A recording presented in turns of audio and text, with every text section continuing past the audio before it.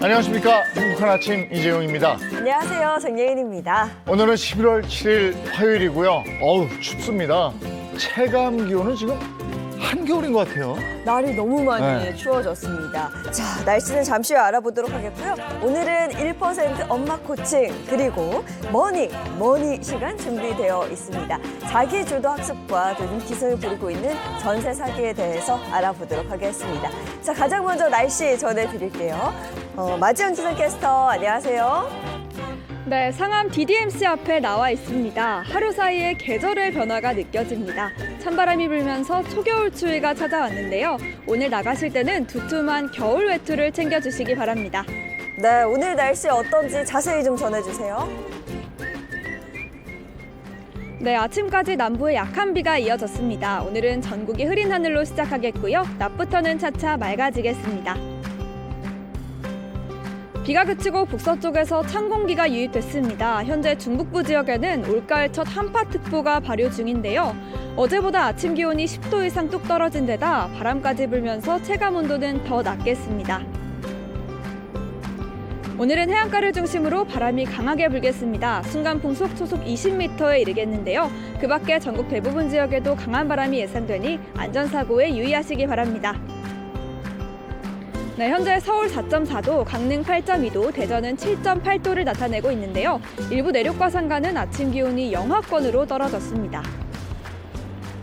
오늘 낮 기온 서울 10도, 청주 13도, 광주는 14도로 예상되는데요. 당분간은 한낮에도 쌀쌀한 날씨를 보이겠습니다.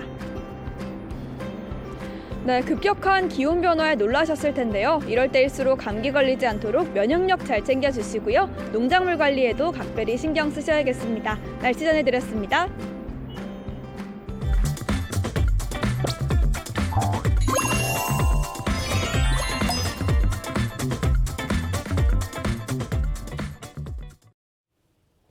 화제 이슈를 발빠르게 전해드리는 모닝 브리핑 순서입니다. 조현정 시사평론가와 함께합니다. 어서 오세요. 네, 안녕하세요. 네, 첫 번째 이슈부터 전해주시죠. 네, 오늘의 첫 번째 이슈는 남현희 입건입니다. 전 펜싱 국가대표 남현희 씨가 사기 혐의로 구속된 전 연인이죠. 전청조 씨의 사기 행각 공범으로 고소당해 피의자로 입건됐습니다. 그동안 피해를 호소하는 남현희 씨가 전 씨와 공범으로 고소를 당했습니다. 자세히 어떻게 된 일일까요? 네, 이 사건이 남현희 씨가 예비 신랑이라면서 한 매체에 이제 공개를 할 때부터 사실 굉장히 실시간으로 대중들에게 공유가 되고 연속적으로 충격을 준 사건이었는데요.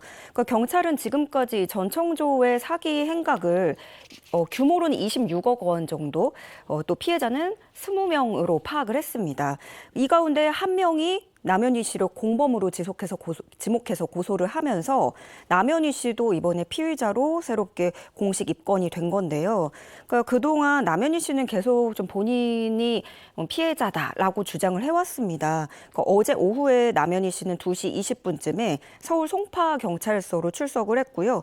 피의자 조사 10시간여 만에 종료가 됐는데 경찰은 남현희 씨가 전청조의 사기 행위를 알고 있었는지, 알고 묵인을 한 건지 이런 부분들을 조사했다고 합니다.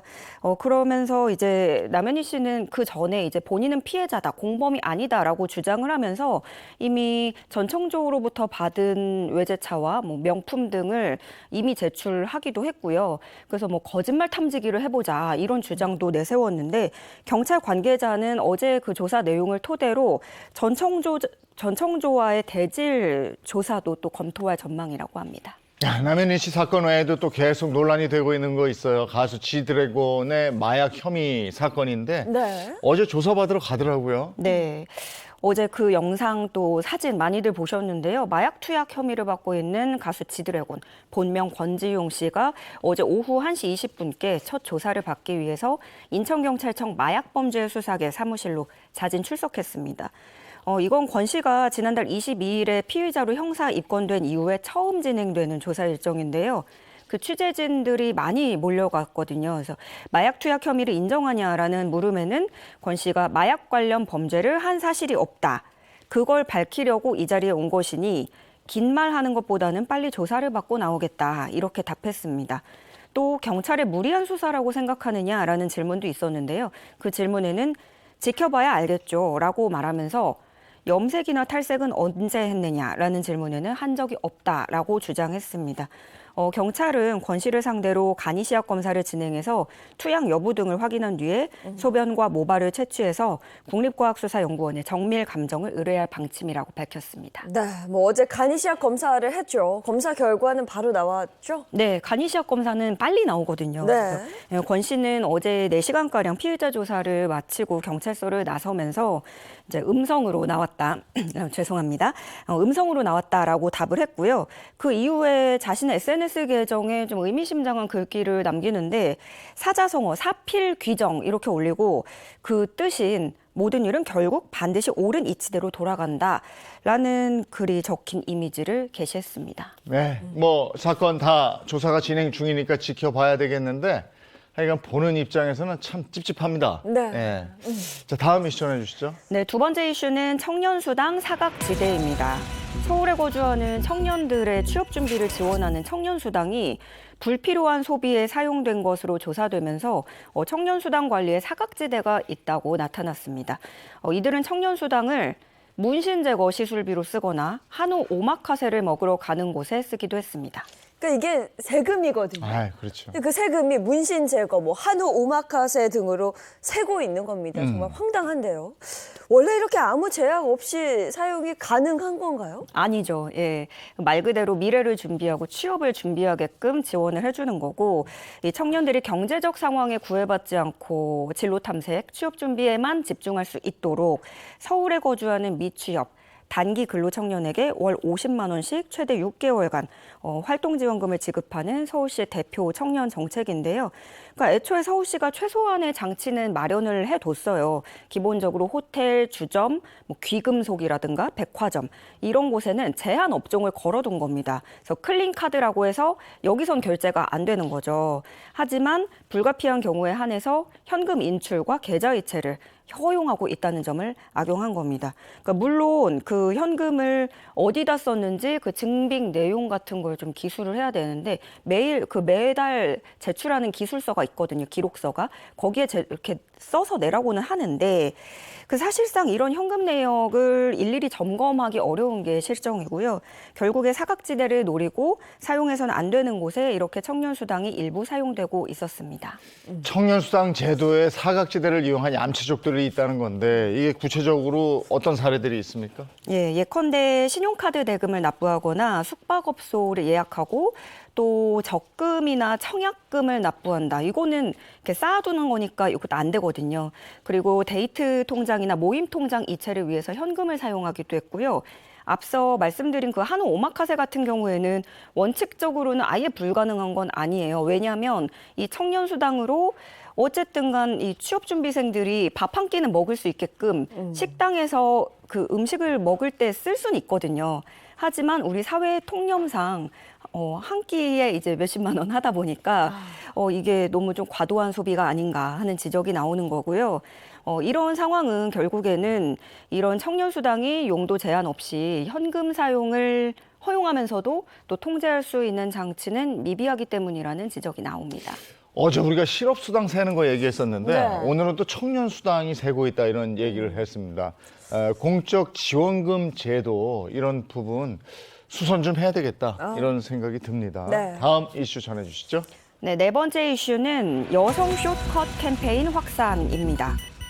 머리카락 길이가 짧다는 이유로 여성 아르바이트생이 20대 남성에게 무차별 폭행당하는 일이 발생했는데요.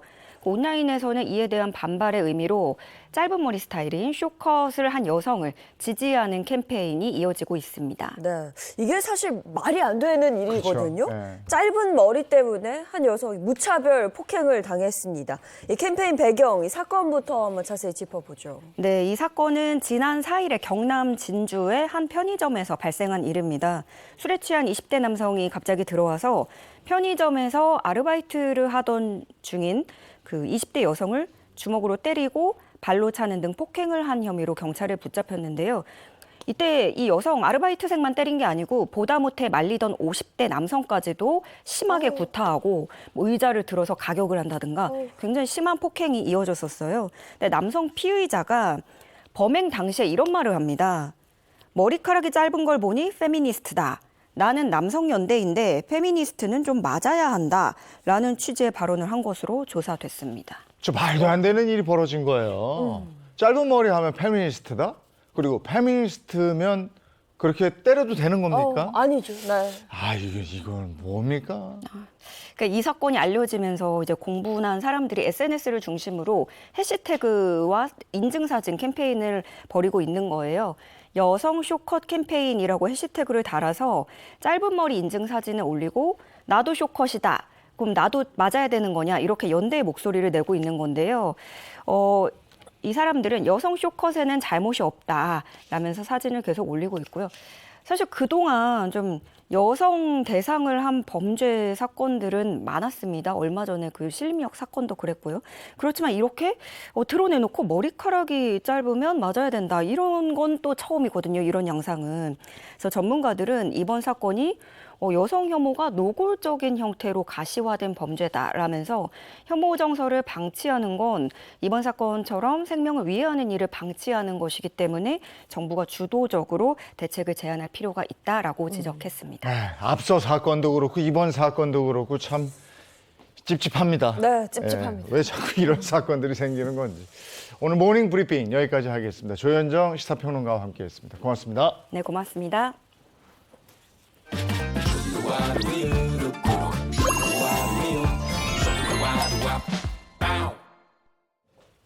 개인들의 건강은 뭐에 의해서 좌우될까? 뭘까요? 뭐 이제 유전력도 있을 그렇죠. 것이고 또 환경도 있을 환경적인. 것이고 또 하나가 행위라고 그래요. 행위. 행위? 근데 제가 뭐 유전과 네. 환경까지는 알겠는데 세 번째 행위가 좀 이해가 안 되네요. 이게 생활 습관을 얘기하는 건데 네. 이게 사실 한번 우리 몸에 익숙해진 생활 습관 고치기 어렵잖아요. 네. 근데 이게 잘못된 생활 습관이면 우리 건강을 또 해치게 되는 거니까.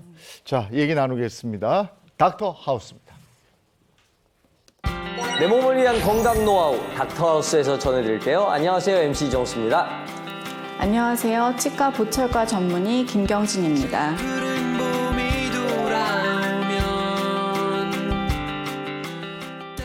아유, 반갑습니다. 이정수님, 한때 전성기를 누리던 미국의 권투 선수 마이크 타이슨이 상대 선수 홀리필드의 길을 깨물었던 일 기억나시나요? 아, 그럼요. 기억하죠. 안 깨물어가지고 어우 얼마나 아팠겠어요. 이게 상상만 해도 아우 그거 짜릿하네요. 아마 상상할 수도 없을 만큼 아팠을 겁니다. 무엇보다도 이렇게 치아로 무는 힘을 저장력이라고 하는데요. 인간이나 동물들에게 치아가 음식 섭취의 수단이면서 공격과 생존을 위해 쓰는 무기이기도 하죠. 그런데 이렇게 강한 것 같은 치아에도 간혹 문제가 생길 수 있어요. 그래서 이번 주제는 이에 금이 갔어요. 치아 파절입니다. 저는 그 삼겹살 먹을 때 파절이밖에 모르는데 치아 파절은 뭐죠? 마치 고목나무의 가지처럼 툭 부러지는 건데요. 좀 더 정확하게 설명드리자면은 외부 요인에 의해서 치아가 부분적으로나 완전히 깨진 것을 말씀드리고 잇몸 위에 보이는 치아 머리 부분이 깨지는 치관 파절과 치아 뿌리가 깨지는 치근 파절로 나눌 수가 있습니다. 오, 아니 치아가 단단한데 왜 파절이 생기는 겁니까? 치아 파절은 외상이나 저작작용, 과격한 운동 등 잘못된 습관으로 생깁니다. 가장 흔한 원인으로는 교통사고와 낙상이 있고요. 또한 딱딱한 음식을 자주 드신다거나 무의식적으로 이를 꽉 무는 습관이 있는 경우에도 파절이 생길 수가 있습니다. 또 때에 따라서 충치를 방치하셔서 치아에 균열이 가면서 파절 문제로 이어지시기도 합니다. 아니 그런데 금 정도 가도 그냥 이게 깨진 것도 아니고 부러진 것도 아닌데 그냥 두면 되는 거 아닙니까? 절대 그러시면 안 됩니다. 아, 그래요? 네, 치아에 미세한 손상이 생기는 건 금이 간 유리창처럼 언제든 깨질 수 있다는 뜻이고요. 치아 보호막이 망가짐으로 인해 치아 뿌리까지 손상될 수도 있죠. 그리고 무엇보다도 파절을 방치하시면 씹는 힘이 떨어지셔서 소화에 어려움이 생길 수도 있고요. 심한 경우에는 치아 전체를 쓰기 어려워지실 수도 있습니다. 삶에서 가장 기본적인 게 바로 의식주고 그중 하나가 식인 만큼 방치해서는 안 되는 문제입니다. 네, 아무튼 뭐 방치하지 않으려면 증상을 정확하게 알아야 될 것 같아요. 치아 파절의 증상은 뭘까 있을까요? 치관만 파절된 것이라면 가만히 있을 때 특별한 증상이 없다가 음식을 씹으실 때 통증이 나타납니다. 치관과 치근까지 파절됐다면 치아 부근으로 시큰거리거나 찌릿한 느낌이 드실 수도 있고요. 아무래도 뜨겁거나 찬 음식을 드시는 것도 힘들겠죠? 그러면 이렇게 치아 파절을 겪는 분들이 많이 있나요? 의외로 많습니다. 제가 담당하던 30대 여성 환자분의 경우에도 방사선 사진에는 특별한 이상이 없어 보이는데 타진 반응이나 바이트 테스트 시에는 지속적인 불편과 통증을 호소하셔서 치아 파절로 진단하고 치료하셨습니다. 또 다른 50대 여성 환자분의 경우에도 욕실에서 넘어지셔서 상악 전치부가 탈구된 후에 치료를 하셨는데 개선되지 않으셔서 치근 파절 진단에 맞춰 다시 치료를 진행하셨습니다. 여기서 궁금한 게 치아 파절인지 아닌지 어떻게 알 수 있어요? 정말 미세하다면 알아채기 힘들지 않을까요? 맞아요. 충치나 풍치는 엑스레이 검진으로 비교적 쉽게 진단이 가능한데 치아 파절의 경우는 진단이 어렵기 때문에 임상 경험이 많은 의료진의 정확한 상담과 진단이 중요합니다. 보통 치아 파절이 의심되시는 경우 방사선 사진을 통해 잇몸뼈의 흡수 양상 등을 관찰하게 되는데 이 증상 또한 또렷하게 관찰되는 건 아니셔서 타진 반응이나 바이트 테스트, CT 촬영 및 미세 현미경 등을 통해서 복합적으로 보다 정확하게 진단하는 것이 중요하겠습니다. 그럼 치료는 어떻게 합니까?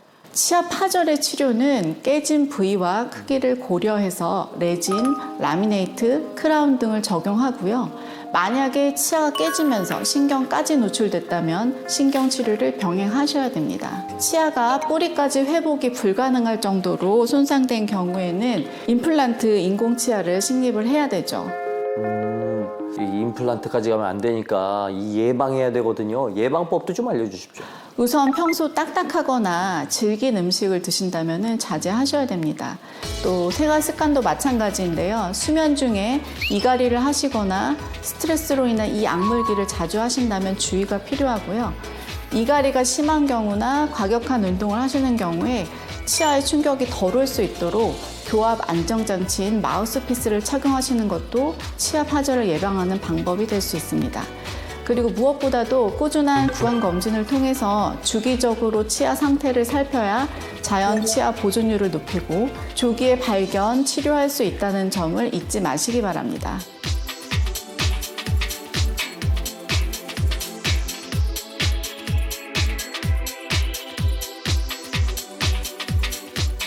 네, 우리가 별거 아니라고 생각하고 방치할 수 있는 치아 파절에 대해서 정확하게 알려주신 김경진 선생님 감사합니다. 감사합니다. 지금 여러분은 여러분의 건강 노하우를 전해드리는 닥터 하우스와 함께하고 계시고요. 이번엔 정형외과 선생님을 모셨습니다. 안녕하세요. 정형외과 전문의 이영태입니다.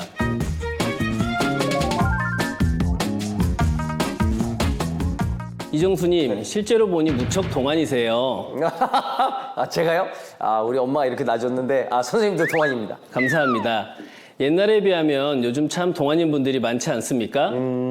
그렇죠. 이게 사실 의술이 발달돼갖고 웬만하면은 나이의 흔적 싹 지워질 수 있는 거 아닙니까?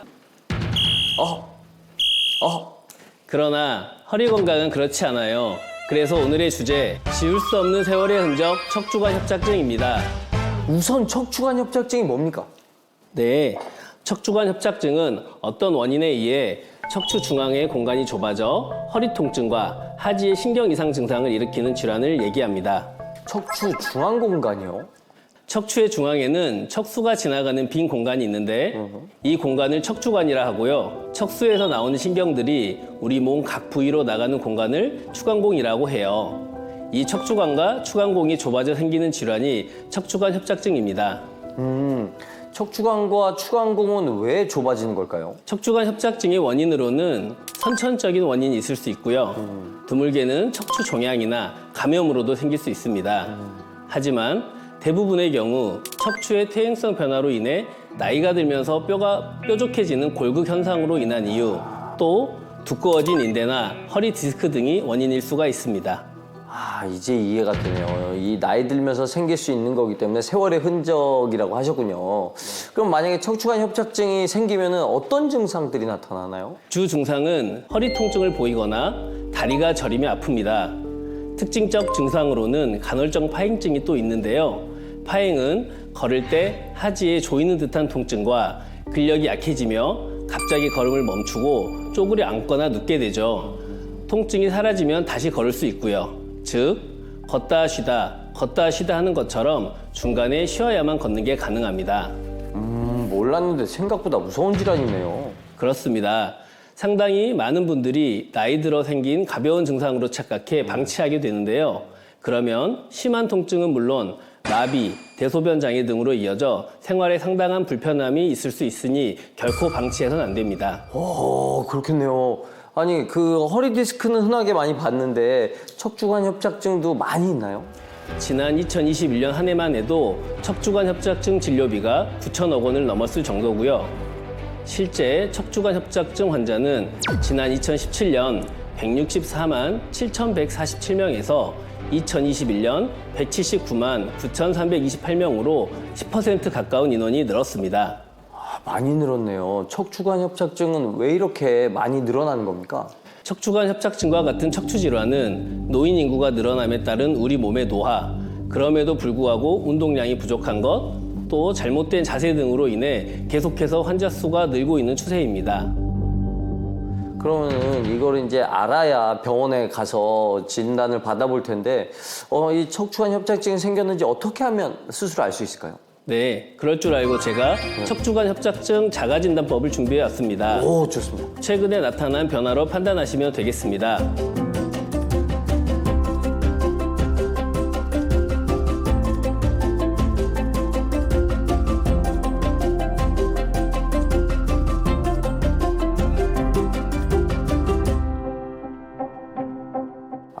저는 한 2개 정도 되는 것 같은데요. 이 중 2개 이상 항목에 해당한다면 척추관 협착증을 의심할 수 있습니다. 그럼 어떻게 해요? 저 척추관 협착증 치료할 방법이 있나요? 네, 치료는 보존적인 치료로 소염 진통제 등의 약물 치료와 체해 충격파나 도수 치료 등의 물리 치료를 시행합니다. 하지만 심할 경우 스테로이드 제제 주사요법이 도움되고 신경 성형술 등의 시술을 시행할 수 있습니다.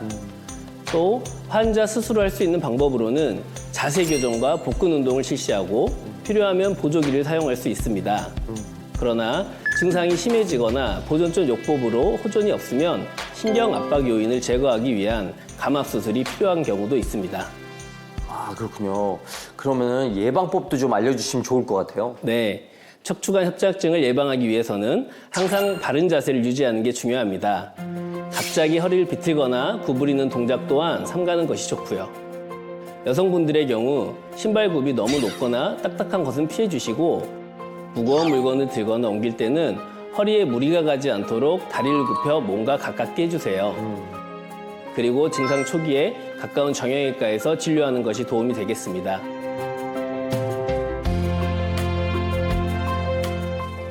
지울 수 없는 세월의 흔적, 척추관 협착증에 대해서 잘 알려주신 이영수 선생님, 고맙습니다. 고맙습니다. 다음 이 시간에도 알찬 정보로 다시 돌아오도록 하겠습니다. 닥터하우스 MC 이정수였습니다.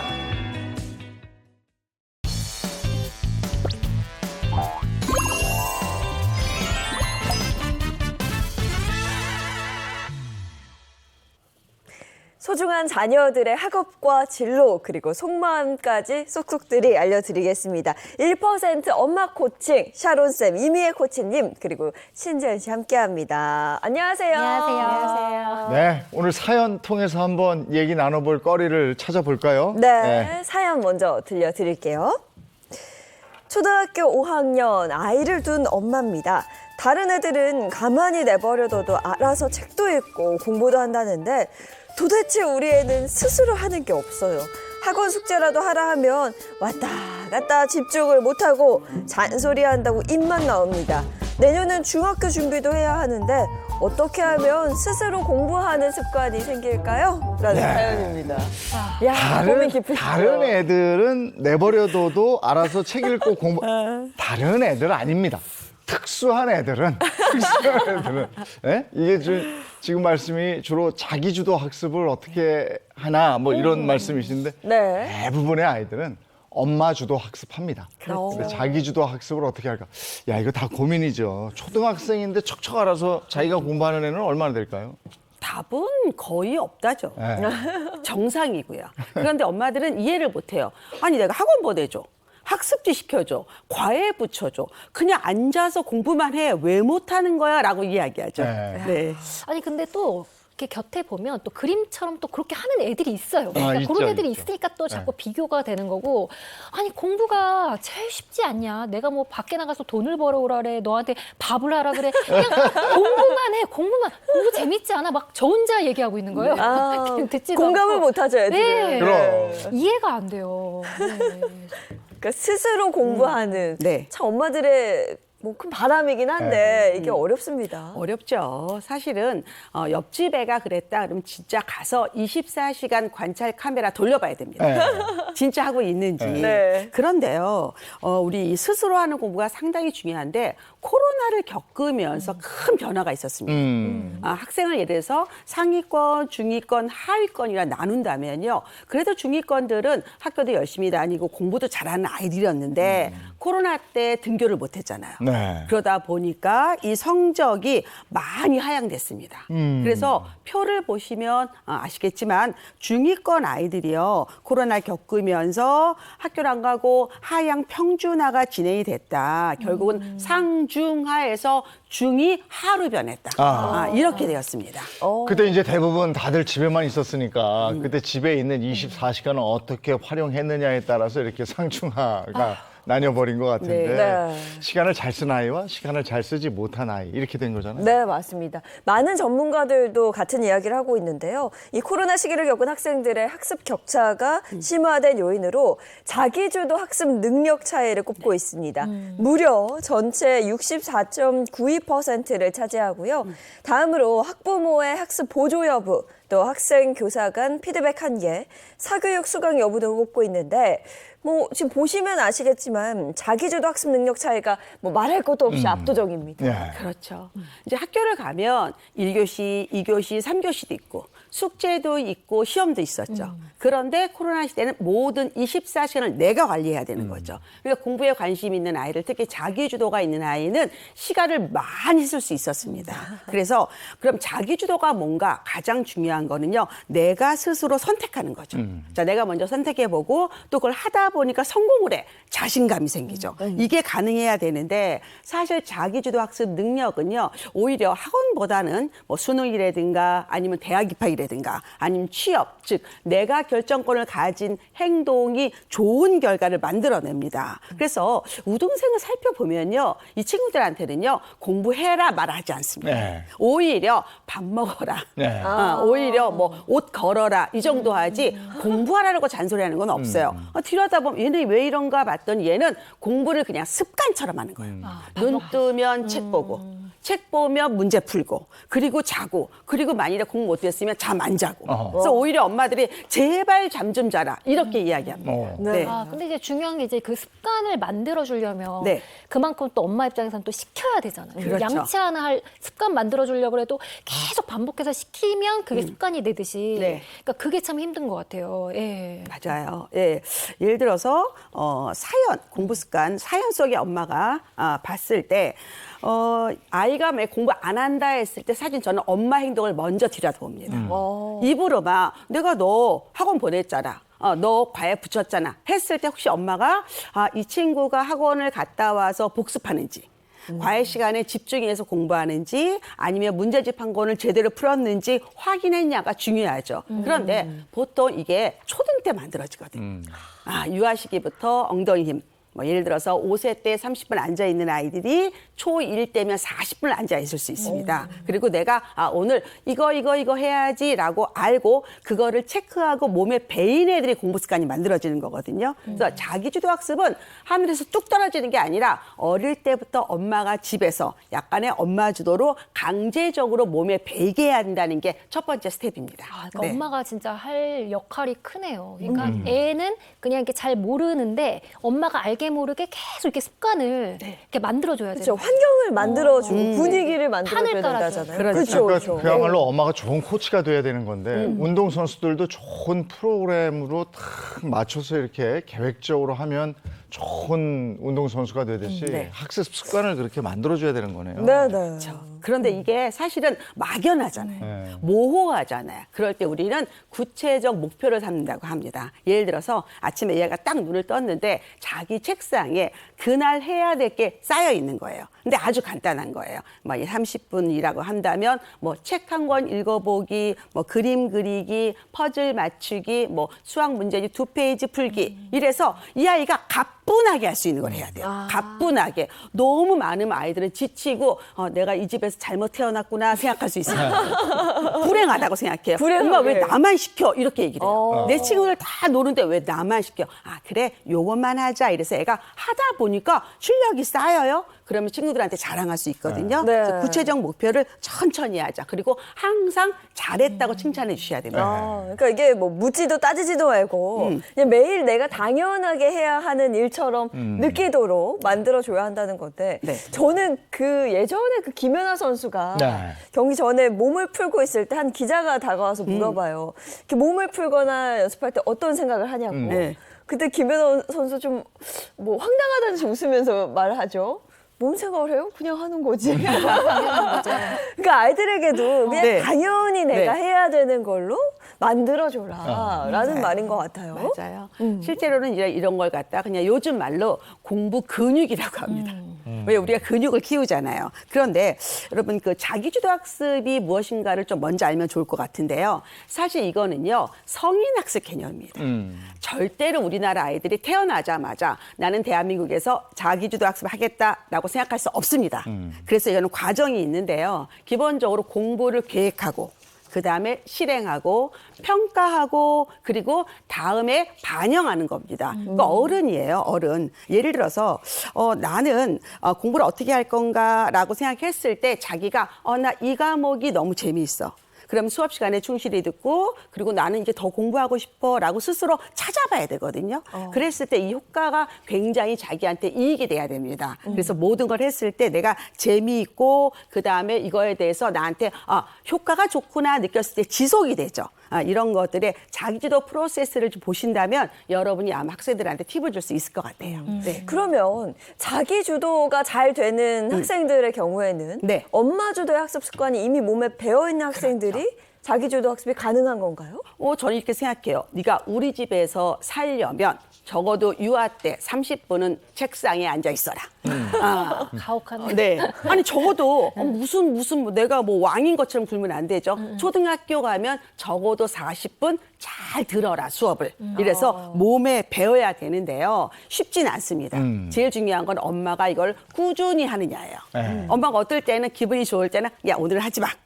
그리고 어떤 날은 또 오늘 해. 이러고 만일에 모임 갔을 때 다른 애가 공부 잘한다면 열받아가지고 넌 지금부터 죽어라 한다. 이러면 애가 우리 엄마는 이상해라고 되는 거죠. 그래서 꾸준하게 하는 게 제일 중요한데요. 아이한테 이득이 돼야 돼요. 그게 뭐냐면 내가 이 공부를 해서 나는 무엇을 할 거고 그 직업을 갖기 위해서 어느 학교를 갈 거야라고 로드를 좀 잡아주면 애들이 조금 동기부여가 됩니다. 목표. 네. 그러니까 저 같은 경우도 예전에 이렇게 공부할 때 중학교 때 이렇게 그 책상에다가 제가 가고 싶은 대학교 그 전문 달력 있잖아요. 네, 네. 보면서 너무 힘든데 보면 또 힘이 나고 막 이렇게 그렇죠. 이렇게 공부를 해서 네. 저도 제 아이한테 달력을 사다가 붙여줬는데 네. 전혀 관심이 없. 제가 가고 싶은 학교라. 또 관악산에 있는 거고. 그러니까 네. 청진기 들고 있고. 네, 목표가 정말 중요한 것 같아요. 네. 아니 근데 아이들이 어떤 목표를 내가 정할 것인가 이걸 결정할 수 있을까? 그 목표를 어떻게 갖게 해주지? 이런 생각도 들거든요. 사실은 우리도 뭐가 되고 싶었는지 그런 거 없었잖아요. 네. 근데 제일 중요한 거는요. 기회를 많이 주는 거예요. 그게 여행이 될 수도 있고 체험이 될 수도 있고 독서도 될 수 있고요. 공부도 될 수 있어요. 그런데 어느 순간에 아이를 잘 보면 눈이 반짝반짝하는 게 보여요. 그게 그 아이의 관심사예요. 그거를 체크해야 돼요. 그러니까 내가 원하는 걸 들이대지 말고 걔가 원하는 걸 한번 보세요. 그런데 이건 출발이거든요. 출발입니다. 궁극적으로는. 그래서 예를 들어서 과목을 본다면요. 얘는 수학 너무 싫어해. 근데 미술은 좋아해. 음악은 좋아해. 이럴 수도 있어요. 그러면 중학교 첫 시험에서 음악이든 미술이든 100점 맞게 도와주세요. 간단합니다. 일단 다른 아이들이 그 과목에 신경을 안 써요. 그러니까 경쟁이 약하죠. 네. 그리고 또 하나는 교과서 보고 그다음에 음악이면 관련된 곡도 한번 찾아서 들어보고 박물관에도 가보고 자기가 한번 비슷하게 작곡도 해보고 막 해봐요. 그러면 수행평가 잘 나오고 필기고사 합해서 걔가 1등합니다. 그러면 이 아이가 그 성적을 가지고 음악이 되네? 사회 한번 해볼까? 사회가 되네? 국어도 해볼까? 수학도 해볼까? 즉 성공 체험을 갖게 되는 거거든요. 그래서 이거는 굉장히 중요한 거다. 그래서 엄마는 기본적으로 많은 경험을 하게 해주고 아이가 관심 있는 거를 지지해주고 지원해주세요. 그러면 이 아이가 점점 더 자신감을 갖게 됐고 나는 이런 사람이야 라는 생각이 듭니다. 그게 참 중요합니다. 그 습관을 만들고 아이 스스로 달성 가능한 목표를 세우게 하는 게 굉장히 중요할 것 같은데요. 근데 학교 다닐 때 꼭 그런 친구 있었거든요. 뭐 한 잠을 10시간씩 잔대요. 네. 근데 항상 1등하는 친구 있어요. 있어요. 그러니까 아이에 따라서 어느 시간을 투자해서 효율을 내는 건 다른 부분이잖아요. 그러니까 사실은 공부를 잘해라 얘기했을 때 첫 번째 선생님들이 무슨 얘기하냐면 수업 시간에 잘 들어 이렇게 얘기를 해요. 그러면 아이들이 나 잘 들어요. 그리고 나 이거 다 배운 거예요. 저 2년 전에 배웠어요. 이런 얘기를 해요. 그런데 여러분들 선생님이요. 수업 시간에 수업을 할 때 제일 중요한 게 뭐냐면요. 시험 팁을 줍니다. 이거 중요해? 이거 나온다? 공부를 잘하는 애들은 그걸 빨리 받아 적어요. 그리고 막 체크를 해요. 그리고 나서 자기가 그걸 한번 해봐요. 내가 이거 모르네? 이거 준비해야겠네. 즉 내가 모르는 걸 아는 것도 수업이에요. 아는 거를 정리하는 것도 수업이지만 내가 모르는 거를 내가 알아챈다. 이게 요즘 말로 메타인지.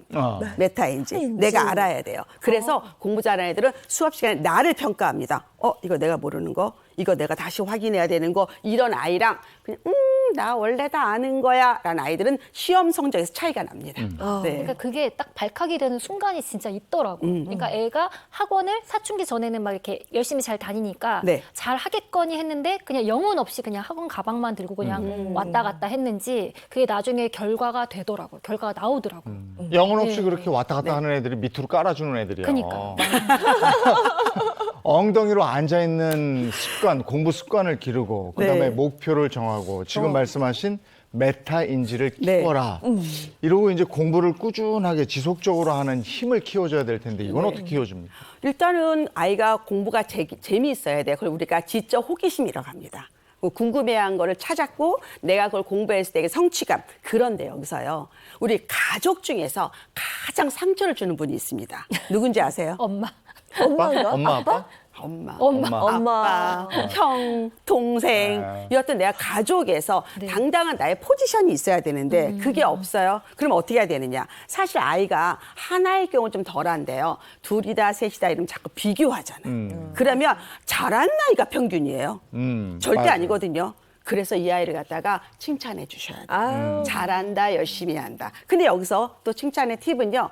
점수가 중요한 게 아니라 열심히 했구나라고 칭찬해 주셔야 돼요. 근데 사실은 이 말이 엄마 말이 99점 맞아도 예를 들어서 굉장히 잘했는데 이거랑 왜 틀렸어 1점은? 100점 맞고 와도 몇 명이야 니네 반에? 그래. 이런 다제 얘기인 거. 몇 명이야? 짜증나잖아. 지금 재현 씨는 약간 웃음이 나 찔리는데 아니 약간 우리 이런. 집도 그래요. 네. 그러니까 아이들이 굉장히 내가 채워도 채워지지 않는 그런 구멍이 난 항아리 그런 느낌이 드는 거죠. 네, 그러니까 아이들한테 잘한다 이걸 좀 해줘야 되는데 엄마가 되면 그게 참 어려운 것 같아요. 아니 애가 모처럼 수학 100점 맞았다고 너무 좋아하는데 지금 선생님 말씀처럼 몇 명이야? 아니 그런 얘기를 뭐하러 하냐고 그냥 잘했다 그러면 되지. 100점만 가지고 네. 칭찬해주면 되는데 엄마는 참 어렵습니다. 궁금하니까. 어려워요. 네. 자, 그런데 미국의 또, 네. 더 독한 말은 이거밖에 못해? 뭐가 될 거야? 너 내가 학원비 얼마 냈니? 이런 것도 안 됩니다. 네. 그런 말은 진짜 조심해야 됩니다. 미국 한 대학의 조사 결과에 따르면요. 아이가 태어나서 5살이 되기 전까지 네. 부모에게 듣는 질책이 최소 4만 번에 이른다고 합니다. 한 달 어마어마하죠. 평균 666번, 하루에는 22번에 해당하는 야. 그게 다 상처가 어. 오는 거예요. 아이 입장에서는. 아우, 그 5살 이전에 그 예쁠 때 그 정도면요, 이제 그 후로는 정말 어마무시하게 나고 그렇지. 정말 그 거의 말의 절반 이상이 예, 계속 이제 뭐 질타 막 이런 거니까 또 제 자신이 또 많이 반성이 그래서 오히려는 되는데. 반대로 아이가 집에 왔을 때 마음 편해지고 그리고 엄마의 한마디로 기운을 얻게 만들어야 돼요. 집이라는 건 휴식이잖아요. 이게 제일 좋은 거는 뭐냐면 아이가 오면 먼저 안아주세요. 왜냐하면 어릴 때 안아야지 사춘기 때 안깁니다. 어릴 때 안아줘야지. 그러고 나서 토닥하면서 고생했네. 오늘 애썼어. 오늘 네가 좋아하는 거 뭐 만들었다. 그럼 애 다 풀려요. 다 풀려요. 그렇게 집은 편안해야 됩니다. 네. 칭찬이 아이를 잘하게 만듭니다. 예. 저 칭찬은 고래도 춤추게 한다고 아이들한테 못한다 자꾸 꾸지람하고 이러면 진짜 못하는 애 되고 네. 잘한다 경려해주면 진짜 으쓱한 아이가 되잖아요. 그렇죠. 네. 네. 그래서 이제 엄마들이 좀 칭찬을 하고 격려해줘야 아이를 된다. 격려해줘야 한다. 그러니까 구체적으로 어떻게 해줍니까? 그러니까 이런 거예요. 칭찬이라는 거는요. 빤한 건 안 돼요. 그리고 약간 영혼 없는 건 안 돼요. 그러니까 아이들도 알아요. 우리 엄마가 어서 교육을 받고 왔구나 칭찬하라고. 그런 얘기예요. 네. 네, 설명회 갔다 오면 오늘 설명회 갔다 오셨네요. 이렇게 얘기를 해요. 아이들이. 오늘 칭찬하는 기술 배워 오셨네요. 이렇게 얘기를 해요. 그래서 아이가 진짜 나만 느꼈는데 엄마가 딱 알아챘을 때 제일 좋아요. 우리 아들 오늘 힘들었네. 이거 굉장히 열심히 했는데 기특한데 그 한마디로 모든 게 끝납니다. 번지르하게 안 해도 됩니다. 네. 그러니까 구체적으로 칭찬해 주는 게 중요할 것 네. 같고요. 근데 아까 잠깐 그 메타인지 이야기를 하셨는데 네. 이건 또 어떻게 키워주면 좋을까요? 메타인지는요, 약간 우리 생산성이라는 얘기 들어보셨죠? 생산성. 그래서 아이가요, 스스로 공부할 때 걸리는 시간, 노력의 양을 아는 거예요. 내가 공부했을 때 수학을 4페이지 하려면 얼마나 걸리는구나. 그리고 이렇게 하니 효과가 나는구나. 이렇게 하니까 내가 실력이 느는 걸 파악하는 거죠. 그래서 메타인지는 내가 나를 예를 들어서 투여했을 때 얼마나 결과가 나오고 얼마나 효과인지 알고 대비하는 겁니다. 약간 전략이라고 할 수 있죠. 그래서 공부도 약 생산성을 염두에 두고 한다면 더 잘할 수 있습니다. 그거는 정말 어릴 때부터 연습을 해두면 정말 좋을 것 같아요. 왜냐면 그걸 잘하는 애들이 진짜 나중에 학업적으로 또 이제 뭐 전교등수도 높고 공부 잘하더라고요. 네. 초등학생 때부터 그런 식으로 어릴 때부터 해주는 게 좋고 네. 아이들 그 시간 많을 때 그런 거 해주면 좀 좋잖아요. 맞아요. 아무래도. 네, 좋습니다. 그래서 애들이 뭐 타이머를 쓰든가 아니면 타이머를 쓰든가 이래서 자기가 플랜을 공부 잘하는 애들 계획표를 보면요 꼼꼼히 돼 있어요. 몇 분부터 몇 분까지 뭘 하겠다. 그리고 네. 사실은 이제 공부를 못한 애들은 몇 분 공부한다를 중요하고요. 공부 잘하는 애들은 그 시간 안에 얼마큼 하느냐 생산성을 신경 씁니다. 야, 네. 그러니까 집을 잘 정리하고 깨끗하게 유지하는 사람들이 가만 보면 뭘 버리는 것도 잘하거든요. 그러면서 청결하게 환경을 유지하는 거니까 그것도 굉장히 중요할 것 근데 같아요. 공부 잘하는 애들 보면 이 계획을 잘 짜더라고요. 그렇죠. 오늘 요 시간에 효율적으로 뭘 얼만큼 하겠다는 그 계획. 그다음에 얘네들은 계속 요 책을 보면서 이 궁금한 게 꼬리에 꼬리를 물더라고요. 그러니까 그걸 찾아서 하는 게 있어요. 그러니까 맞아요. 공부를 얼마나 효율적으로 하는가 이게 자기주도 학습의 포인트인 것도 같아요. 또 하나 추가한다면 이제 사람이 모든 걸 성공할 수는 없어요. 중간에 실패가 생기죠. 그랬을 때 엄마한테 낙담하지 마라. 낙담하지 마라. 만일에 여러분이 아이의 성공만을 원한다면 아이즈는 종지가 될 것이다. 근데 만일에 이 아이가 실패하고 다시 돌아선다면 이 아이는 큰 대접이 되고 큰 그릇이 될 것이다.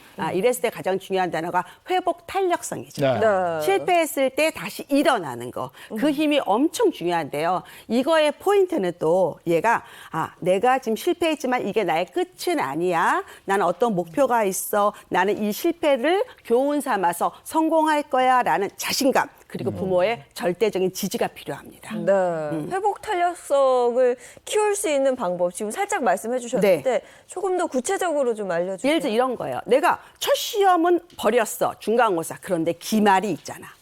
그리고 수행평가가 있잖아. 그리고 이건 쌓이는 거야. 그리고 제일 좋아하는 단어가 정성평가라는 게 있습니다. 정량평가는 줄을 세우지만 정성평가는요. 회복 탄력성도 봅니다. 1학년 때 못했는데 2학년 때 잘하네. 3학년 때 더 잘해. 수학을 원래 못했는데 노력했구나. 기말 점수가 올라갔어. 이거 다 평가되거든요. 이런 걸 알려주셔야 돼요. 아이들한테. 첫 시험에 너무 낭패하지 마라. 올라가자. 올라가는 걸 더 좋아한다. 성적은 우상향입니다. 이쪽으로 올라가는 걸 좋아합니다. 네, 아, 중요한 부분이죠. 아, 이렇게 시간을 보내면서 이렇게 얘기해보면 뭔가 오늘도 그랬고 재은 씨가 그냥 막 느끼는 게 많은 것 같은 그런 느낌이에요. 그러니까 사실 조금만 더 어릴 때로 돌아갔으면 요 회복 탄력성 같은 경우도 근데 그게 잘 안 되더라고요. 이렇게 딱 봤을 때 이제 애가 조금 못하면은 그것도 조금 이제 인정해주고 이런 것들도 있었어야 했는데 아 좀 그때 이제 꾸지람도 많이 하고 용기도 좀 많이 꺾고 요런 것들이 지금 네. 와서 생각해보면 좀 많이 후회가 되는 것 같아요. 네, 아, 정말 이게 어려운데요. 어떻게 다 어머님들이 보면 잘하고 계시더라고요. 지금 얘기 네. 들어보니까 우리 막내는 회복 탄력성 하나는 끝내주네. 금방 여기서 잘못했다고 혼나다가도 네. 바로 돌아서 해해? 네,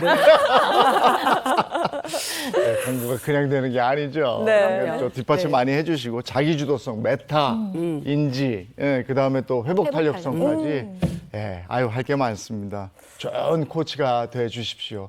자, 다음 시간에 뵙겠습니다. 고맙습니다. 네, 고맙습니다.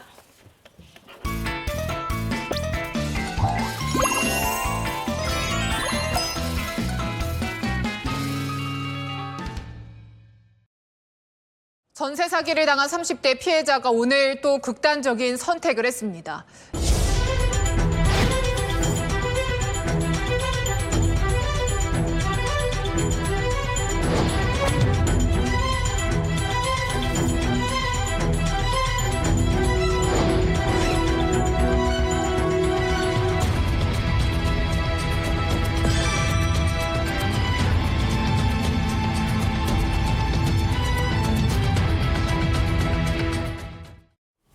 네, 오늘의 주제 전세 사기와 관련된 이슈입니다. 김현우 소장님 모시고 머니 한번 시작해 보도록 하겠습니다. 어서 오세요. 네, 안녕하세요. 김현우입니다. 네, 앞서 영상 보셨습니다만 전세 사기에 대한 얘기가 나왔습니다. 전세금은 진짜 전 재산일 경우가 많거든요. 그럼요. 네. 전세 사기 건수가 지난해보다도 올해가 더 많을 것이다 이렇게 돼 있습니다. 네.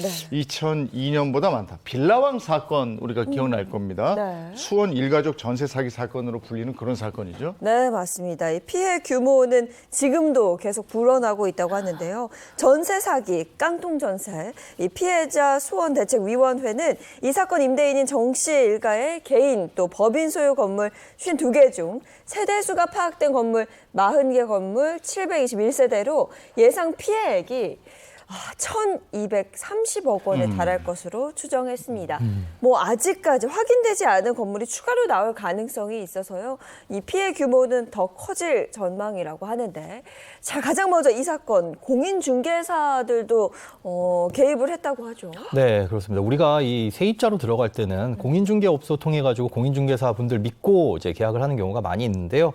심지어 이번 사건 같은 경우에는 이 정모 씨 일가가 직접 공인중개업소를 차리고 개입한 경우도 있었습니다. 이 부부 같은 경우에는 부동산 호황기였던 한 4, 5년 전부터 이 건물을 대거 매입하기 시작을 했는데 당시에 이 건물들이 대부분 이 근저당과 전세보증금이 이 실거래 가격보다 더 높은 깡통주택이었다고 해요. 그런데 지난해부터 이제 금리가 가파르게 오르다 보니까 이 대출금을 버티지 못하고 이제 보증금도 못 돌려주게 된 거죠. 근데 문제는 안타까운 게 여기에서 이제 피해자 대부분이 이 사회 초년생인 걸로 나타나면서 이 전세 계약을 중개한 공인중개사들도 책임이 있는 것 아니냐 이런 여론들이 커지고 있습니다. 아니 정말 공인중개사를 믿고 하는 경우가 너무 많기 때문에 네. 같이 담합을 해버리면 정말 방법이 없을 것 같아요. 그렇죠. 지금 너무 많은 분들 인생이 걸린 문제라서 너무 가슴이 아픈 것 같아요. 아니 지금 말씀처럼 저도 그렇고 네. 우리가 뭐 부동산 계약할 때 누구 말을 믿겠습니까? 공인중개사 믿고 소개받고 계약까지 가는 건데 이 부분에서 우리를 속인다? 이런 속수무책일 텐데 뭘 점검해 봐야 됩니까? 우리가 뭐 전세 계약할 때는 요거는 확인해봐라라고 하는 게 이제 인터넷에 몇 가지 상식들이 있는데 그 상식이라고 할 수 있는 내용들이 점점점 많아지고 있는 것 같아요. 공부를 해야 될 게 굉장히 많습니다. 일단은 계약하려는 집의 주소와 그다음에 등기부등본상의 주소가 맞는지, 계약서상 주소, 등기부등본상의 주소, 요거는 이제 꼭 한번 확인을 해보셔야 되고요. 그다음에 실제로 계약을 하려는 집의 주인, 이 사람과 그다음에 실제 소유권자가 맞는지, 이거는 또 신분증을 통해서 반드시 확인을 해보셔야 됩니다. 뭐 등기부등본은 인터넷 등기소에서 얼마든지 열람을 하실 수가 있는데 최근 등기부등본을 좀 떼봐야 된다라는 거, 이것도 기억을 해두셔야 되고요. 그다음에 그 등기부등본을 떼어봤을 때 이 근저당이라든가 가압류 같은 게 앞서 설정돼 있지는 않은지, 또 이 집주인에게 확인을 해야 될 건 혹시 전세 계약을 체결하고 나서 이 집을 매매할 계약은 없으신지, 이런 부분들도 좀 확인을 하시는 게 기본적으로는 좋습니다. 네, 뭐 이 부동산 계약 관련 용어들이 좀 어렵다 보니 미리 좀 알고 공부해야겠다는 생각이 들거든요. 몇 가지 좀 알려주세요. 네, 이 공부를 한다라는 느낌 때문에 조금 딱딱하게 생각하실 수도 있는데 제가 오늘 최대한 아주 쉽게 설명을 해드리도록 하겠습니다. 일단 흔히 세입자의 안전장치라고 할 수 있는 게 전입신고, 확정일자, 그리고 뭐 보증보험, 전세권 설정, 요 4가지 정도라고 할 수 있는데요. 가장 기본적으로 해야 되는 게 전입신고. 이 전입신고는 말 그대로 내가 주소지를 여기다 이전했다라고 그 주민센터, 행정복지센터에다가 신고를 하는 거죠. 그리고 두 번째, 확정일자는 본인이 이런 임대차 계약을 체결했다라는 걸 나라로부터 이 도장을 받는 겁니다. 말 그대로 요때 요 날짜에 확인했습니다라는 그 확정일자라는 도장을 받는 거고요. 이 전입신고와 확정일자 두 가지를 모두 갖춰야 이 대항력과 우선 변제권이라는 걸 갖출 수가 있습니다. 이게 세입자의 가장 기본적인 권리라고 볼 수가 있습니다. 저는 얼마 전에 그 대항력이랑 네. 우선 변제권 이 얘기를 지금 들었거든요. 네네. 이건 또 무슨 뜻이에요? 이게 어려운 말이긴 한데 법률 용어다 보니까, 그런데 말 그대로 대항력이라는 건 대항할 수 있는 힘입니다. 내가 이 집의 세입자로서 살고 있습니다라는 걸 주장할 수 있는 힘이라고 보시면 되는 거고, 네. 우선 변제권은 다른 날짜, 나보다 후순위로 온 대출이라든가 다른 어떤 가압류라든가 이런 거에 우선해서 이 보증금을 변제받을 수 있는 권리다. 그러니까 대항력은 내가 쉽게 말해서 이 집에서 세입자로서 살 수 있는 권리, 우선 변제권은 보증금을 남들보다 우선해서 받을 수 있는 권리, 이 두 가지라고 보시면 되고요. 그다음에 이제 선택적으로 할 수 있는 게 등기부등본상에 내가 세입자로서 여기 전세를 살고 있다라는 걸 표시할 수 있는 전세권 설정이라고 볼 수 있고, 그다음에 요즘에는 이제 많이들 가입하십니다. 전세보증보험이라고도 하는데, 전세보증보험은 만약에 집주인이 보증금을 돌려주지 않으면 보증기관으로부터 대신 보증금을 돌려받을 수 있는 건데요. 이거는 임대인, 그러니까 집주인이 가입할 수 있는 임대인 보증보험이 있고, 세입자가 선택적으로 가입할 수 있는 전세보증금 반환보증, 보통 전세보증보험이라고 하는데, 요거는 이제 세입자가 가입을 할 수 있는 보험입니다. 요즘 이제 많이들 전세 사기 때문에 많이들 가입하는데 네. 전세 보증보험을 가입했어요. 네. 그럼 나중에 어떻게 받는 건지 절차가 어떻게 돼요? 이게 바로 돌려주는 건 또 아니에요. 그러니까 만약에 오늘 전세 계약이 만료가 됐는데 집주인이 안 돌려준다 해가지고 바로 오늘 보증금을 받을 수 있는 게 아니라 돌려주기로 한 만료일로부터 1개월의 경과를 해야 됩니다. 1개월 동안 안 돌려주면 그때 보증기관에다가 보험을 신청을 할 수가 있고, 그렇게 되면 이제 심사를 거쳐서 한 석 달 후 정도에 보증금을 대신 돌려주는 거죠.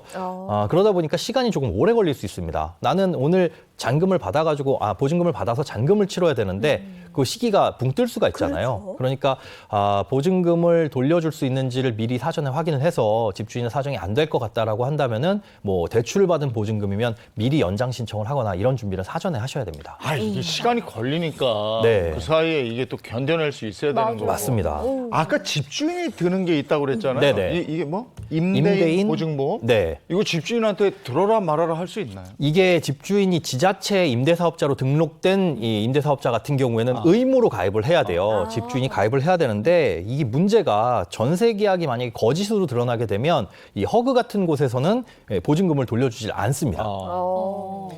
그럼 만약에 집주인이 만약에 서류를 마음대로 조작을 해도 네. 알 수가 없네요. 그게 이제 허점인 거예요. 사실은 이제 나쁜 짓을 하려는 사람들이 머리가 빨리 돌아가는 경향이 있잖아요. 맞아요. 이 집주인이 의무적으로 가입해야 되는 이 보증보험 같은 경우에는 집주인이 서류를 제출하는데, 여기에 임대차 계약서상 보증금이 원래는 2억인데 뭐 3억으로 기재를 한다거나, 아니면 2억이면 가입이 안 되는데 1억으로 가입해서 허위로 가입을 한 다음에 나중에 문제가 생겼을 땐 세입자가 돌려받지 못하는 상황이 생기거든요. 네. 그러다 보니까 집주인이 뭐 전세 계약서를 비롯한 각종 서류를 위조하게 되면 나중에 피해를 받는 건 세입자가 보증금을 못 돌려받는 이런 피해를 볼 수가 있는 게 맹점이라고 볼 수 있습니다. 네. 사실 세입자들은 그 보증보험 믿고 계약한 거거든요. 네. 보험 처리 해주는 게 이게 맞지 않아요? 이게 집주인이 나쁜 마음을 막 먹고 허위 서류를 가지고 계약을 했을 경우에는 사실상 지금으로선 방법이 없습니다. 이게 안타깝 안타깝기는 한데 이게 왜 그러냐면 시스템적으로 임대차 계약서를 통해서 확인을 할 수가 있잖아요. 보증금이 얼마이고 이 계약 내용에 대한 자세한 확인을 할 수 있는데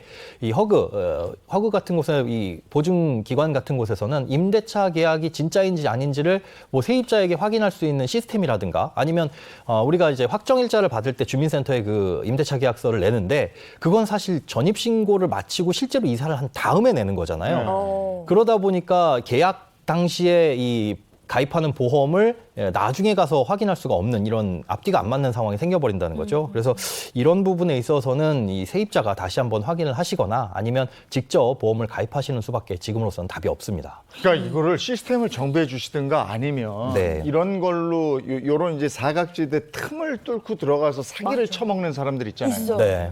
엄하게 해야 되는데 맞습니다. 이런 거 하는 사람들이 말랑말랑 처벌받고 그냥 나와요. 네. 난 이건 우리 법은 왜 이런지 모르겠어. 그렇죠. 다른 나라 같은 경우는 그 이렇게 금융 사기라든지 이런 서민을 대상으로 하는 이런 주택 사기라든지 하면 막 300년 형 예. 때리고 엄하죠. 네. 어마하죠. 뭐 형이 막 200년 깜짝 놀랐어요. 근데 우리는 갔다가 금방 나와서 또 활보하고 있어. 나는 힘들어 죽겠는데 네. 맞아요. 이렇게 사기친 사람들이 막 거리를 활보해요. 그러면 사기 당한 사람들 입장에서는 아우 내가 화가 나. 네. 네.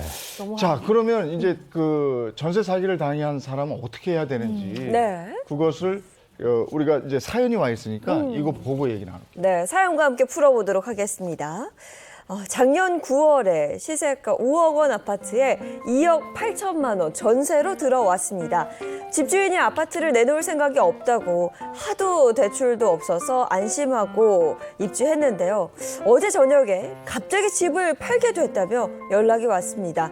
전세보증보험에는 가입을 해뒀는데 이 새로운 집주인이 대출이 많지는 않은지 또 다른 문제가 없을지 걱정이 되네요. 전세 계약 중 집주인이 바뀌면 주의할 점이나 추후에 처리해야 할 사항들이 있는지 궁금합니다. 라는 사연 보내주셨습니다. 계약 중에 내가 거기 살고 있는데 집주인이 바뀌었다. 네. 아 이거 어떻게 해야 되지 싶을 텐데 글쎄 이건 뭐 저 집주인의 재산권 행사니까 내가 팔지 마라. 뭐 이렇게 할 수는 그럴 없는 수는 거죠. 없죠. 그렇죠. 그럴 수는 없습니다. 사실 우리가 전세 계약을 맺을 때 뭐 특약사항에다가 이 집은 전세 계약이 끝날 때까지 매매하지 않는다. 뭐 이런 거를 써놓지 않는 이상은 뭐 사라 팔아 이렇게 뭐라고 할 수는 네. 없는 거죠. 그런데 집주인이 바뀌는 걸 세입자가 동의하지 않으면 계약 해지의 사유는 될 수가 있습니다.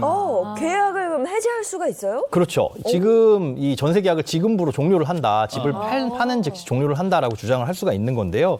왜 그러냐? 이 집을 파는 행위 자체에 대해서는 세입자가 막을 수 없지만 이 전세 계약에 대해서는 이 종료를 요구할 수 있는 거거든요. 그러니까 집을 나가겠다고 할 수 있는 건데 전세 계약을 체결하게 되면 집주인은 사실상 세입자에게 보증금을 돌려줘야 하는 채무 관계라는 게 성립이 됩니다. 그렇죠. 단순하게 보자면 세입자는 집주인한테 돈을 빌려준 거고 보증금을 빌려준 거고요. 집주인은 세입자에게 집을 빌려준 거죠. 이렇게 해서 채무 관계가 성립되는데 이건 계약 당시에 집주인과 세입자 이 상호 간의 계약이기 때문에 이 채무 관계가 변경되는 일이 발생한다. 그러면 채권자, 즉 돈을 빌려준 세입자 입장에 이 동의가 반드시 필요한 겁니다. 하긴 그러네요. 지금 주인의 재무 상태를 믿고 내가 그 사람한테 돈을 건네준 거잖아요. 그렇죠. 그것도 몇 억 단위로 엄청난 돈을 그렇죠. 건네준 건데. 맞습니다. 근데 주인이 바뀌어버렸어. 내가 이 사람 뭘 보고 그 돈을 승계하냔 말이죠. 그렇죠, 맞아요. 그렇죠. 제가 사실은 여기 신재은 씨한테 돈을 빌려가지고 나중에 갚을게요라고 했다가 내가 다른 분한테 돈 빌려준 게 있으니까 그분한테 가서 뭐 받으세요. 뭐 이러면 그렇지. 엉뚱하잖아요. 네네. 그런 느낌인 겁니다. 그쵸. 그러니까 사실은 이렇게 전세권이 승계되는 것 같은 경우에는 세입자의 동의를 반드시 구해야 되는데 만약에 현 집주인이 집을 팔게 되면 그건 전세권이 승계되는 거잖아요. 이럴 경우에는 이 세입자의 동의가 반드시 필요하다는 거죠. 근데 저는 현재 지금 세입자인데 네. 뭐 저한테 한 번도 뭐 동의를 구하거나 네. 뭐 이런 적도 없었고 주위 얘기를 들어봐도 세입자한테 가서 이렇게 동의를 구한다는 얘기는 못 들어본 것 같아요. 못 들어보셨죠. 맞아요. 네. 사실 뭐 뭐지 주로? 예, 이제 집주인 바뀌어요. 나중에 네, 보증금은 이분한테 받으세요. 이렇게 되는데 사실상 그거에 동의하지 않으면 저는 그럼 집주인 바뀌는 시점으로 이 계약 종료하겠습니다. 네. 그때 보증금 돌려주세요라고 하면 그 집주인은 보증금을 전 집주인은 반드시 돌려줘야 되고 만약에 돌려주지 않으면 전 집주인을 상대로 이 전세 보증금 반환 소송을 제기할 수 있어요. 다만 그런데 우리가 왜 이런 일을 주변에서 본 적이 극히 드무냐. 전세권 승계를 거부한다는 걸 세입자가 명확하게 표시를 하셔야 돼요. 근데 그러지 않고 그냥 넘어가게 되면 동의한 것으로 간주하기 때문에 대부분 뭐 집주인 바뀌어요라고 했을 때 아 그런가 보다 이걸 이제 동의한 걸로 보는 겁니다. 그러니까 가만히 있으면 동의를 하는 거랑 똑같은 의미라는 거죠. 네, 그렇습니다. 의사 표현을 해야 되겠네요. 네. 그래서 우리가 여태 몰랐던 건가 봐요.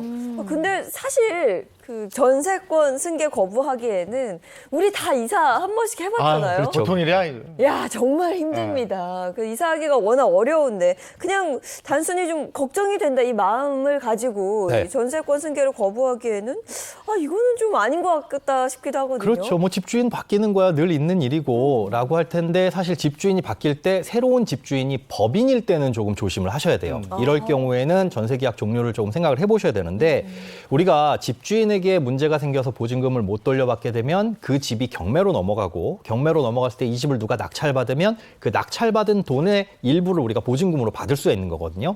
그런데 만약에 집주인이 법인이었을 때 이 집이 경매로 넘어가게 되면 보증금을 못 돌려받는 수가 생깁니다. 왜 그러냐?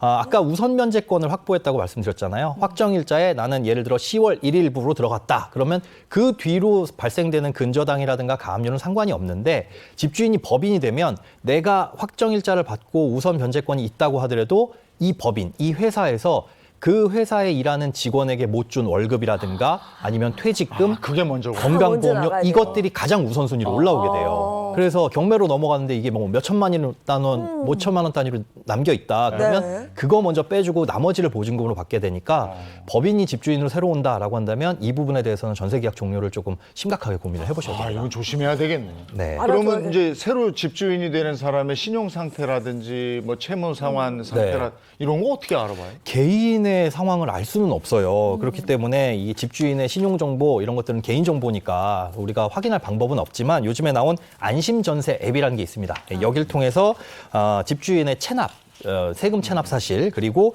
과거에 보증보험을 가입하려고 했는데 거절 사유가 있었거나 아니면 보증보험 가입 금지된 상황이 있는지 이런 거 정도는 간단하게 확인할 수 있으니까 반드시 새로운 집주인이 온다거나 아니면 새로운 전세계약을 체결할 땐 안심전세 앱을 통해서 이 집주인의 기본적인 상황은 확인을 하시는 게 좋겠습니다. 네. 아, 오늘도 하나 또 배웠습니다. 자, 다음 사연은 이재용 아나운서가 좀 전해주세요. 지금 살고 있는 전셋집 계약이 내년 1월에 만료라 보증금 반환이 가능한지 혹은 며칠 앞당길 수 있는지 집주인에게 문의했습니다. 그런데 다음 임차인이 구해져야지만 보증금을 돌려줄 수 있다고 하네요. 보증보험도 가입하지 않은 터라 보증금을 제때 돌려받지 못할까 봐 너무 불안합니다. 이사갈 집 가계약을 앞두고 있어서 더 속상한데 임차인인 제가 보증금 반환을 위해 조치할 수 있는 부분이 있을까요? 그러셨어요. 야, 이게 진짜 속하죠. 아, 이게 이럴 타이밍이 때. 맞아야 돼요. 맞아요. 탁탁 돼야 되는데 어디 하나가 탁 펑크가 나면 안 되거든요. 그러니까 아무리 뭔가 이렇게 법이 되어 있어도 그 다음 세입자가 구해져야 또 빼지는 게 약간 관례 그럼요. 같더라고요. 맞아요. 그렇죠. 이제 상호간에 그렇게 생각을 하고 그래서 집주인 입장에서 그런 경우도 있어요. 이 세입자 입장에서 보증금 이때 돌려주셔야 됩니다라고 했는데 다음 세입자가 안 구해져서 그것 좀 뭐 다음 세입자 들어올 때까지 좀 양해 좀 해주세요. 그러면 우리가 그냥 그렇구나 하고 넘어가는 경우가 있는데 사실상 어떤 상황이라도 이 집주인이 계약 만료일에 보증금을 돌려주지 않으면 지금으로서는 보증금을 제 날짜에 받는 방법이 없다고 보시면 됩니다. 그래요? 네. 방법이 없어요. 이거 아니, 충격인데? 대출해서 먼저 줘야 되는 거 아니에요? 그렇죠. 줘야 되는 거긴 계약 한데. 날짜가 있는데. 맞습니다. 안 주는 집주인이 문제인 거죠. 그런데 그렇게 안 주고 있으면 돌려받을 방법도 없고 앞서 이제 전세보증보험 가입을 하는 게 그나마 안전장치라고 말씀을 드렸는데 이것도 집주인이 제 날짜에 안 준 후로부터 30일이 경과해야 신청할 수 있고 그 뒤에 행정적인 이 시간도 소요되기 때문에 사실상 집주인이 현행법으로는 제때 돌려주지 않는 이상은 보증금을 제 날짜에 받는 방법이 현실적으로 없습니다. 아니 그러니까 이게 전세 사기도 많고 이게 우리가 또 딴 데로 갈 때 계약하는 것 여기 거 이렇게 돈이 탁탁탁 맞아야 되는데 진짜 이게 어려워. 너무 힘드니까 한두 푼도 아니고요. 네, 사실 이런 문제가 많이 발생하다 보니까 다음 세입자를 구하기 어려운 경우도 있고 역전세가 발생하면 그만큼 더 힘든데요. 그것 때문에 이제 후속 세입자를 구하지 못하는 경우 나라에서는 추가적으로 집주인에게 이제 대출을 해줄 수 있도록 그러니까 기존 전세금이 3억인데 시세가 2억으로 떨어져서 2억으로만 이 세입자를 구할 수 있으면 1억이 부족하잖아요. 이런 경우엔 대출을 추가로 받을 수 있도록 규제를 완화해 주긴 했는데 이 대출이라는 것도 집주인이 나 그거 안 받을래. 그러니까. 이러면 맞아. 끝이거든요. 그러다 보니까 조금 어려운 부분은 있습니다. 그러면 이 사연자분 입장에서는 지금 어떻게 해야 되는지 네. 뭐 집 계속 보여주고 네네. 세입자 올 때까지 계속 기다려야 되는 거예요? 사실 그럴 수밖에는 없어요. 조금 좀 협조적으로 새로운 세입자 집 보러 왔다 그러면 언제든 달려가서 문 좀 열어주고 하는 수밖에 깨끗하게 없고. 해두고 집. 그렇죠. 그리고 계약 만료일 되기 전에 만약에 세입자를 구하고 싶다라고 한다면 집주인과 협의를 잘해서 네. 부동산 중개 수수료는 내가 낼 테니까 제발 빨리 좀 세입자 좀 구해달라. 이런 식으로 협의를 하는 수밖에는 사실은 없습니다. 아, 이거 화나네. 그러니까요. 아니 근데 그렇게 했는데도 만약 만료일까지 못 구할 경우도 있잖아요. 네, 그렇죠. 그럴 때는 어떻게 하세요? 일단 지금 이 살고 있는 이 집이 대출 없이 전액 내 돈이라고 한다면 다음 집을 구할 때는 좀 대출을 받으실 수가 있을 거예요. 그러면 이제 크게 문제는 없는데 문제는 지금 보증금도 대출을 받은 것이고 새롭게 갈 곳도 대출을 받아야 된다. 그러면 사실상 추가 대출이 거의 어렵습니다. 왜냐하면 이분의 한도라는 게 있기 때문에. 그런데 요거에 대해서 특례 전세자금 보증이라는 것들을 지금 시행을 하고 있거든요. 근데 이 한도가 그렇게 많지는 않습니다. 기존 주택에 임차권 등기라는 걸 설정을 해놓고 다른 집으로 일단 이사를 갈 수는 있게 해놓되 여기에서 이제 추가 대출을 알아보시면 되는데 한도가 최대 2억 원이에요. 그러니까 지금 대출금과 앞으로 대출금의 한도를 합쳤을 때 이 한도를 초과하게 되면 이거는 또 대출을 못 받을 수가 있다는 점. 그래서 미리 좀 은행에 알아보셔야 된다는 거는 확인을 좀 해보셔야 됩니다. 네, 알겠습니다. 이어서 다음 사연 재은 씨가 좀 전해주세요. 네. 다가구 주택의 반전세로 들어가게 됐습니다. 주택 가격은 21억 원에 총 13세대 거주 중이고요. 근저당은 8억 원, 선순위 보증금은 3억 2천만 원이 있습니다. 저는 보증금 6천만 원에 월 25만 원을 내고 들어가기로 했고요. 다가구 주택이라서 보증보험은 가입할 수 없다고 하길래 확정일자는 받아뒀는데 전세권 설정을 하겠다고 중개사한테 요구하니 안 해도 된다고 하더라고요. 그런데 그리고 나서 우연히 그 주택이 매물로 나온 걸 알게 됐습니다. 계약할 때는 얘기가 없었는데 문제가 생긴 건 아닐까 걱정이 되는데요. 전세권 설정을 하고 싶은데 하는 게 좋을지 궁금합니다.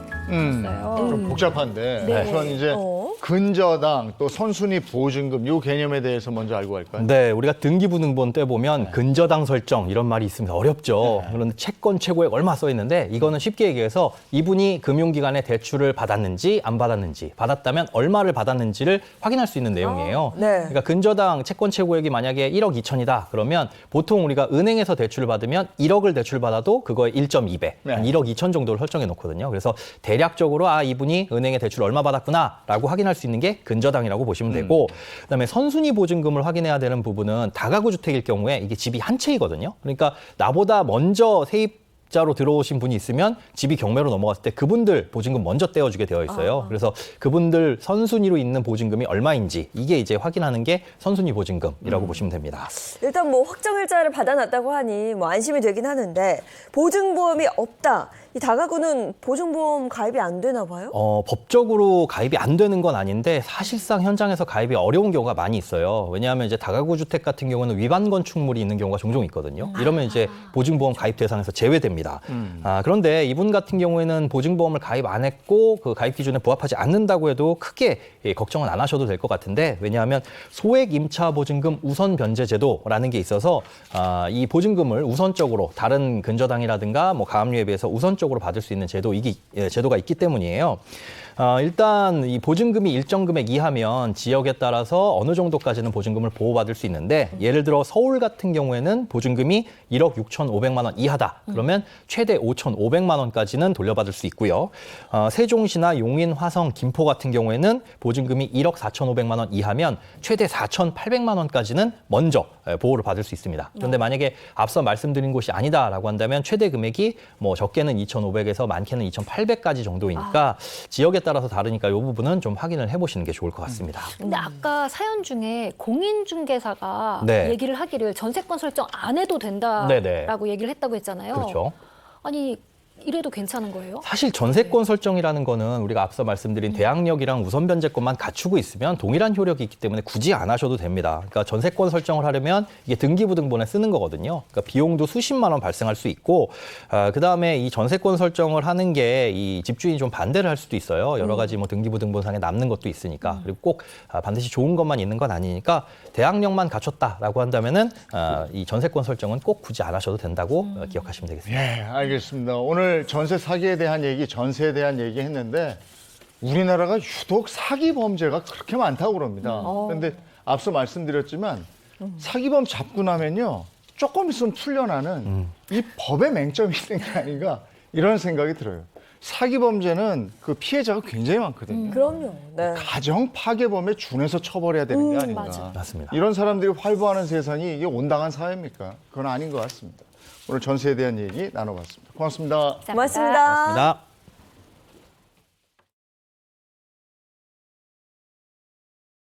오늘 아침에 방송하러 오는데 그 차 온도계를 보니까 바깥 온도가 6도더라고요. 예. 어우, 점점 추워져. 너무 추워집니다. 저는 얇은 코트 하나 입었는데 오늘은 그 정도는 안 될 것 같아요. 뭐 두툼한 패딩 하나 입으셔도 좋을 것 같습니다. 오늘 따뜻하게 하루 보내시고요. 저희는 내일 아침 7시 30분에 돌아올게요. 행복한 아침, 행복한 하루 되십시오. 고맙습니다. 고맙습니다.